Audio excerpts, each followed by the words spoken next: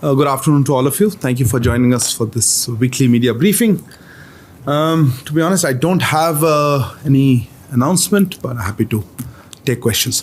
Srinja, we'll start with you. Sir, times now. We know that Zakir Naik is currently in Oman, and he's going to. He has a meeting on the 25th, after which he leaves on the 26th. I don't know so much, I must confess. We also know that a government team has reached Oman. Can you tell us if there is any issue that relates to extradition, and also if India has an extradition treaty with Oman? Siddhant.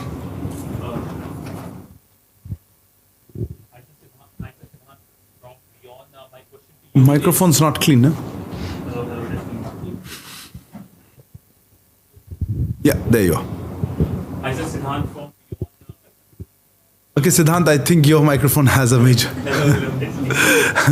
Why don't I come back to you? Yeah, your microphone there?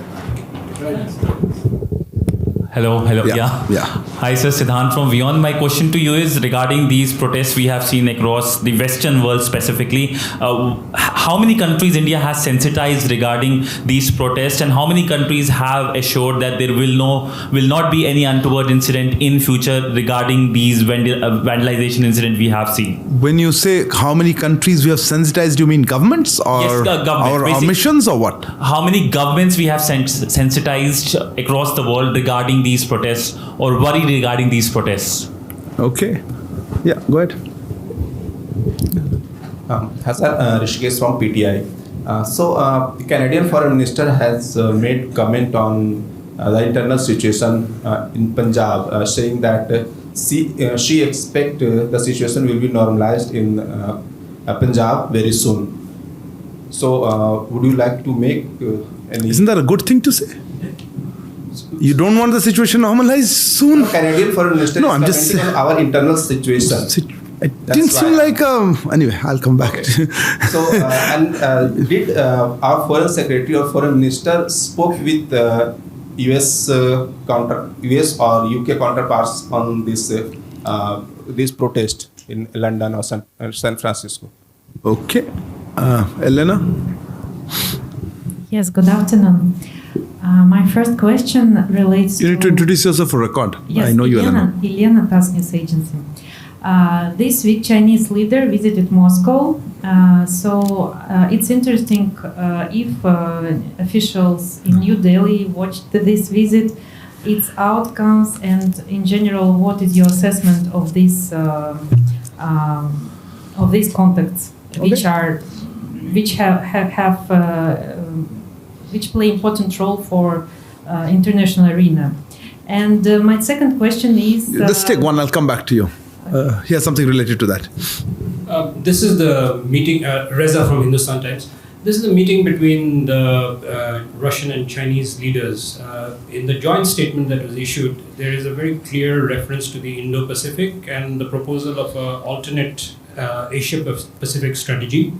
And also, there is this bit about not politicizing... It says Indo-Pacific strategy or Asia-Pacific strategy? As an alternative, they have proposed the Asia-Pacific strategy to the Indo-Pacific. And there's a very pointed mention about not inserting external matters into multilateral forums, which seems to be about Ukraine and the G20. I was wondering if you would like to comment on that. Not inserting external matters into multilateral. Okay, let me try to take this round of questions and I'll come back to it. Sinja, I'm not going to confirm all the stuff that you said because I'm not aware of it. That's up to you. As I said, I'm not going to confirm all that. Look, let me just reiterate what we've been said in the past. Zakir Naik is an accused in numerous cases in India. He's a fugitive from justice. We have taken up the matter with the government of Oman, with Oman authorities, and we will continue to take all necessary measures to bring him to face justice in India. I think I'll leave it at that. As regards the extradition part, I'll need to check on that. I think the list of countries with whom we have an extradition treaty that is ratified is already available publicly. Oman is not on the list, so I need to reconfirm the exact data. So this one I'll come back to you. Siddhant, let me mention, I don't know what you mean by sensitize the governments on the issues of security. Whenever we feel there is an issue relating to the security of our missions abroad, high commissions and embassies, this issue is taken up. Whenever we have concerns where we feel that there could be some activities that may harm our interests in terms of security interests, we do take it up. You would have seen in specifically on at least in London and San Francisco, we have strongly taken up the matter of vandalization and attacks on our missions there, post there. And you would have also seen our statements that we have put out in this regard. Let me just say, we expect that host governments will take action to identify and prosecute all those involved, and also take necessary measures to prevent the recurrence of such incidents. We would hope host governments provide full and adequate protection to our missions as well as to the personnel working there. I think that's broadly what your question was. You mentioned assurances also? No. You said, what assurances have you received? Look, on that element, let me just say, look, I think we are not interested in just assurances. I think we would like to see action. So that's what I would leave it at that. On the Canadian Foreign Minister's comment, look, I've seen briefly, it was, I think, in the context of parliamentary discussions there. But let me make a larger point here. I'm not going to go specifically into that. What you said I can't disagree with having situation normal. I think its situation is normal. But let me just make one broad comment on, let's say, foreign, as you said, foreign parliamentarians or foreign leaders may commenting on that. As you are aware, authorities in Punjab are undertaking operations to nab a fugitive. Information regarding that operation is being shared by authorities concerned in Punjab on a regular basis. We would urge people abroad not to be taken in by inaccurate and motivated narratives that are being circulated by some elements on social media. Eliana, I wouldn't like to comment on discussions between leaders of two other countries. That's their bilateral relations. So, yes, as diplomats, we keep an eye on all international developments. But I don't really have any comment on that for you. I think Reza, you had a linked question on that.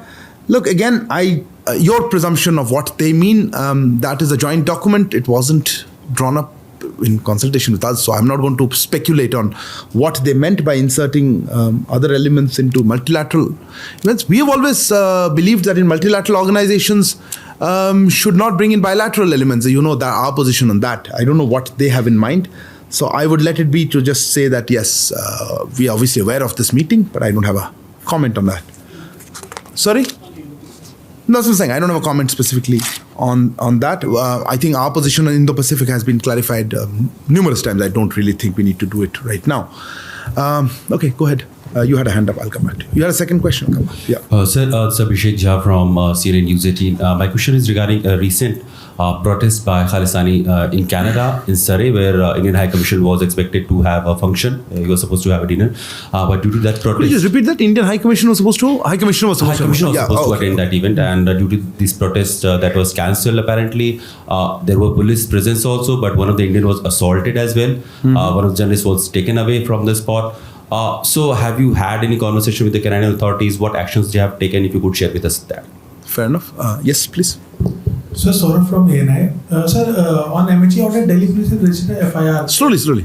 What? Sir, on MHA orders, Delhi police have registered a FIR regarding the protest happened outside the Indian mission. Okay. So, sir, have the authorities made any move or any approach to MEA? Should ask MHA, I'm just curious. No, so what exactly is the question? Sir, how the MEA will assist in? Okay. I saw another hand there. Yeah, at the back.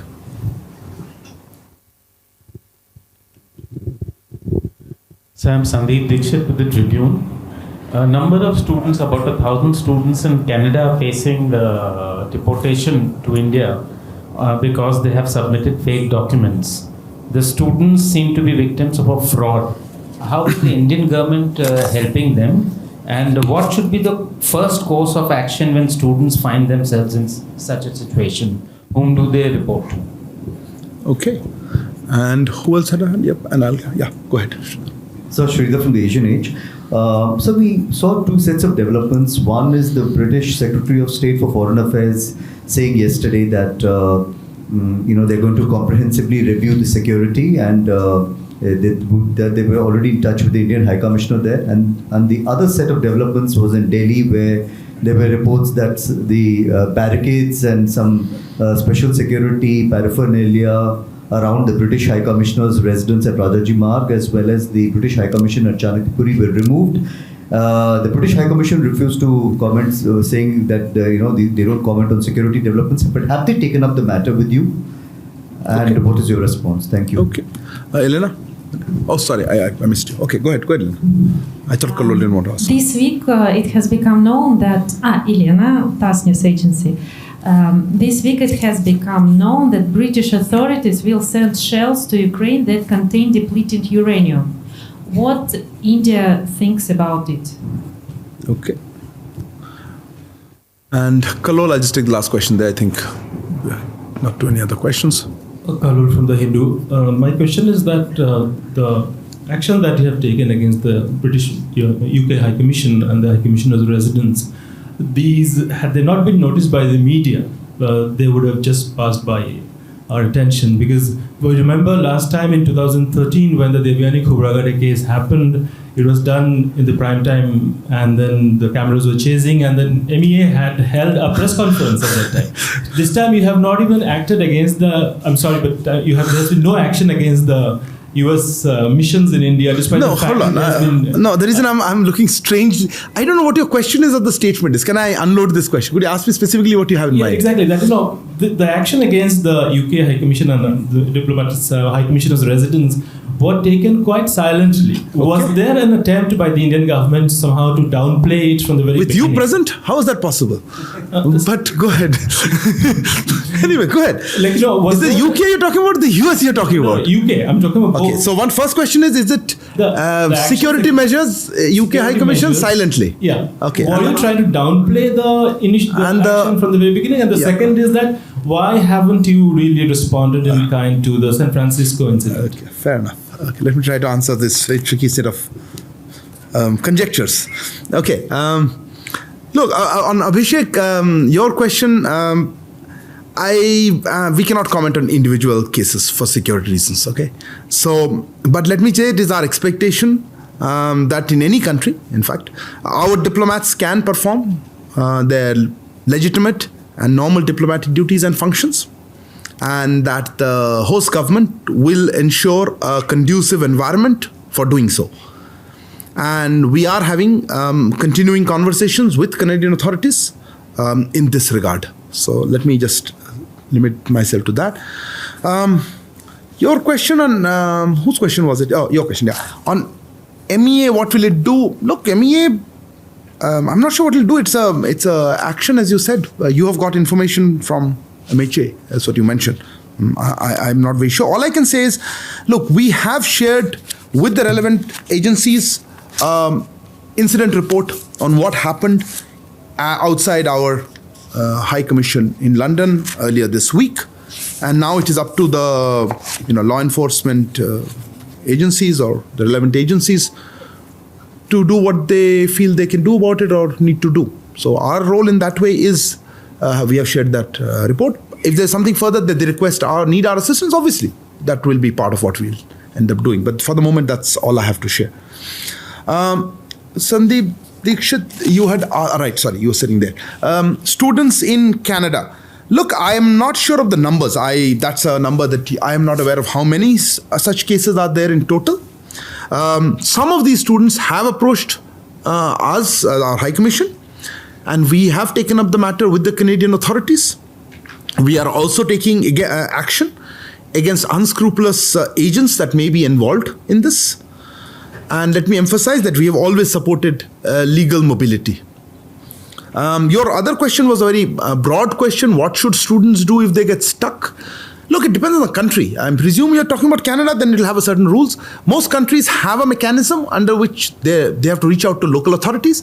But we would also urge that they should contact the Indian High Commission or the Indian Consulate if they are in trouble or they feel that they've been duped or they need assistance of any kind. But they might have to do some local requirements depending on the country concerned. Sridhar, on your question, and linked to what I suppose Kallol is saying, let me make a broad comments on this. Look, I'm not going to be able to comment. You just actually yourself also said the British side did not make any comments. We cannot comment on matters pertaining to the security of foreign missions in India. So I'm not going to get into individual discussions. I'm not going to get into linkages that you have put and etc. As I said, and I think you missed it, you came a little late, I did mention at the beginning of the first question was asked, we expect host governments to take action to identify, prosecute all involved and take necessary measures to prevent recurrence of incidents. We expect them to provide an environment in which the safety and security, that's their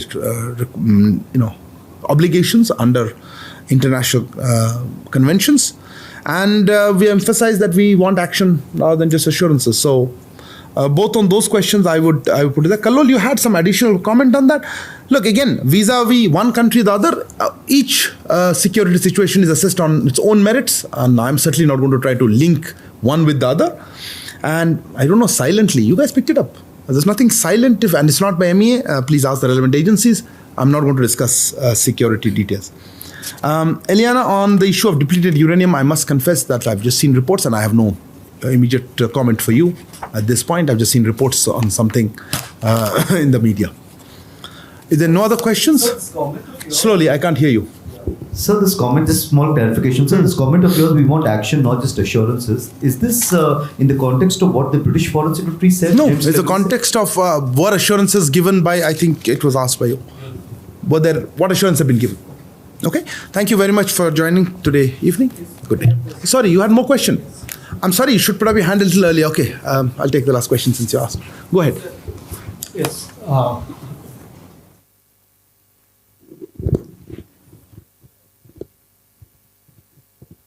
Yes, please go ahead. Chakraborty from China, Delhi. 2 days ago, Chinese embassy, Margia, charged the affairs said, China and India will have to face the difficulties arising out of the border situation.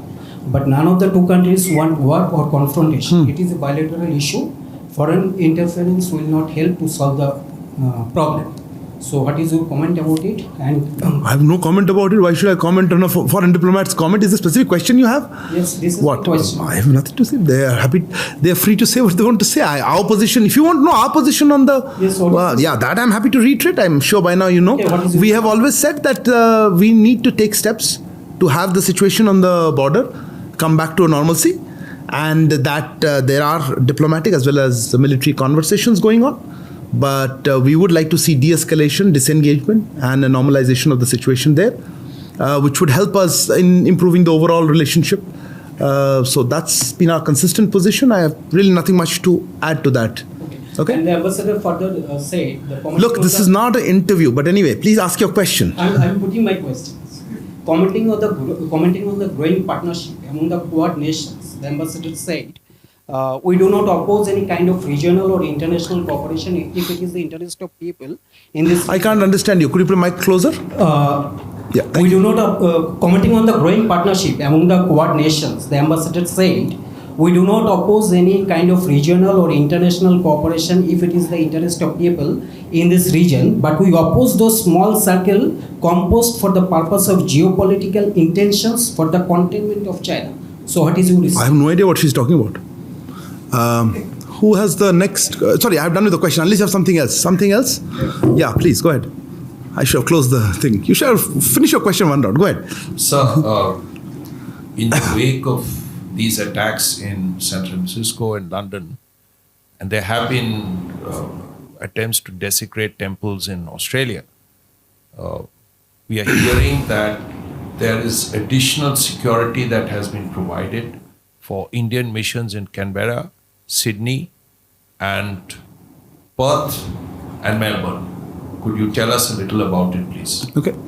You have more questions? What? Huh? Okay, different question. You forgot about it first round. Okay, go ahead. Sir, we have seen reports of Mehul Choksi being removed from the Interpol red list. If you can comment on that. And also, Sri Lanka has been bailed out now. It's got the bailout by the IMF. India was one of the first countries to support that. How do you see IMF giving a go-ahead? Okay, fair enough. Huh? More questions? Okay, go ahead. Suddenly people have woken up. Okay. Reza from Hindustan. Yeah, thanks, Reza. You mentioned an incident report about this incident in London. Yeah. Does that incident report identify some Indian nationals who were involved in the protest? Okay.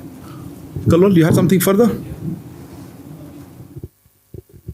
In the context of this this police case that's been lodged against certain elements in London after the incident in London, do you think that certain people that you suspect who are involved in these activities in London, you would be demanding their extradition if it comes to that?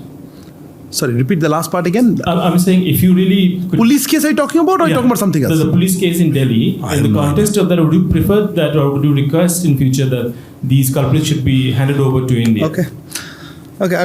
Most of these questions, frankly, Srinjoy, on your questions of additional security measures, you'll ask the Australian side. We have certainly been taking up the issue of vandalization as well as security requirements that our missions and posts may have.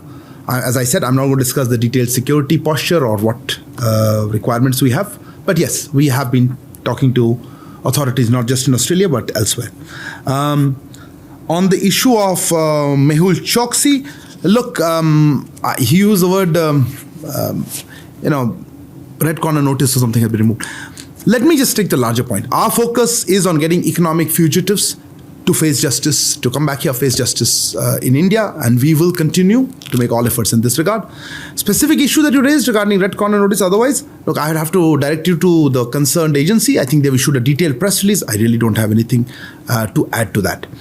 On the bailout, as you call it, with Sri Lanka, look, we have been, of course, let me first of all welcome the extended, the EFF facility agreement that they did with Sri Lanka.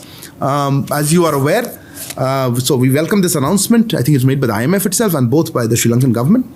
We hope that this step will further support Sri Lanka as it strives for the early economic recovery, path to economic growth.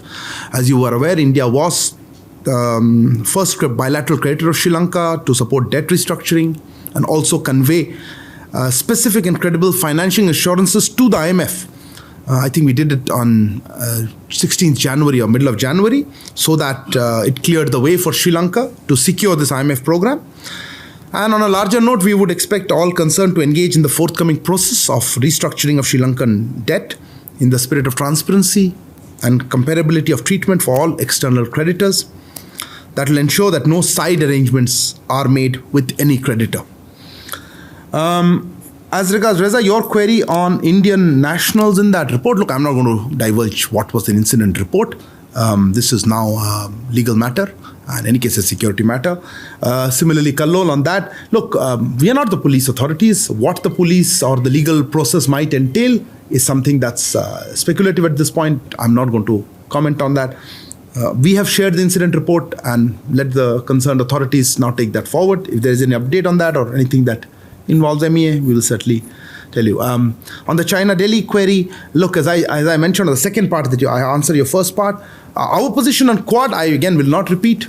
People have, I think External Affairs Minister has said it, Foreign Secretary has said it, how we view the Quad. How other people view the Quad is up to them. We have certainly, Prime Minister has been talking about being a force for good, force for global good, and what it aims to do and what it is not. How other people's comments, I'm not going to get into that. Thank you very much. Good evening.